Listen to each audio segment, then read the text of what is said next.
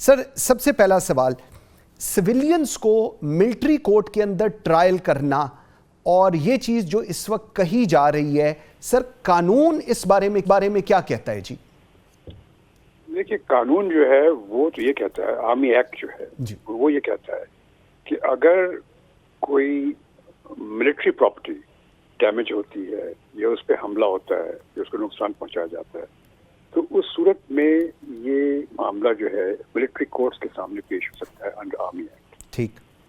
لیکن سویلین یہ اسٹرکچرز جو ہیں، سول اسٹرکچرز یعنی جو عام طور سے جو پبلک استعمال کرتی ہے، اس کے لیے نہیں ہو سکتا. اس کے لیے پھر آپ کو نارمل لاز کے تحت کرنا ہوتا ہے. یہ آرمی ایکٹ میں پروویژن ہے. تو اس کا سہارا لے کر کے ہمیں نے یہ آرمی ایکٹ کا معاملہ سامنے لے کے آئے ہیں، کیونکہ میری نظر میں صحیح نہیں ہے. ایک سویلین کو ٹرائی نہیں کرنا چاہیے. سویلین وہ اگر ملٹری پراپرٹی کو بھی اٹیک کرتا ہے کوئی سویلین تو اس کو نارمل ATC لاز جو ہیں اس کے تحت کرنا چاہیے.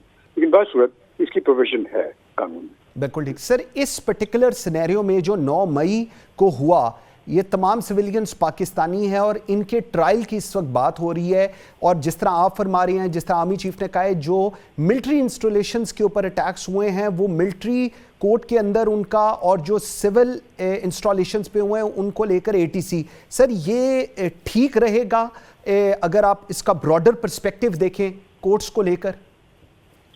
دیکھیے، بات اس میں یہ ہے کہ بدقسمتی سے، حالانکہ میں بھی اسی پروفیشن سے تعلق رکھتا ہوں، ہماری جوڈیشری کا سٹینڈرڈز بہت گر گیا ہے. اور آج کل جو معاملات ہیں وہ ایسے الجھ جاتے ہیں کہ عجیب طریقے سے لوگ اس کو الجھا دیتے ہیں معاملے کو، اور کبھی کوئی فیصلے ہوتے نہیں. تو اس وجہ سے اگر فرض کیا آرمی ایکٹ کے تحت نہ کیا جائے، خاص طور سے جو ملٹری انسٹالیشنز ہیں، اگر آرمی ایکٹ کے تحت نہ کیا جائے اور نارمل لاز کے تحت کیا جائے تو وہ تو کبھی ان کا فیصلہ ہوگا ہی نہیں. تو وہ ایک فوج کے مورال کے لیے بہت ہی خراب ہوگا، کیونکہ فوج کے مورال یہ ہے کہ فوج کی چیزیں جو ہیں اس کو ٹچ نہیں کرنا چاہیے. اگر اس کو ٹچ کرتے ہیں تو پھر وہ ایک آپ اپنے ملک پہ حملہ کرتے ہیں، تو اس کو ٹچ نہیں کرنا چاہیے. تو اس چیز کو روکنے کے لیے میرے خیال میں شاید بہتری اسی میں ہے کہ آرمی ایکٹ کے تحت کیا جائے، وہ صرف وہ جو کہ آرمی انسٹالیشن جہاں پر افیکٹ ہوئی. ٹھیک. اچھا سر، یہ جو چیز ہے کہ اس میں اپیل کا جو حق ہے، کیونکہ یہ بھی ایک ڈسکشن ہو رہی ہوتی ہے کہ جی پتہ نہیں اس کا فیصلہ کیا آئے گا، اپیل کیا ہوگا. وہ بھی بتایا گیا ہے کہ آرمی چیف، ہائی کورٹس اور سپریم کورٹ میں اپیل کا حق ہے اور وہاں پر دائر کی جا سکتی ہے. اس پہ بھی ذرا رہنمائی تھوڑی فرمائیے گا. جی وہ دیٹ از ٹرو، اپیلس تو فائل ہو سکتی ہیں. پہلے تو ود ان دی آرمی جب ملٹری کورٹ کوئی فیصلہ کرتی ہے کہ وہ ایک اپیلٹ کورٹ وہاں ہوتی ہے، وہ فیصلہ کرتی ہے. اس کے بعد چونکہ وہ ایک پاکستانی شہری ہے تو اس کو رائٹ ہے کہ ہائی کورٹ بھی جائے، سپریم کورٹ بھی جائے. وہ تو صحیح ہے اپنی جگہ پر.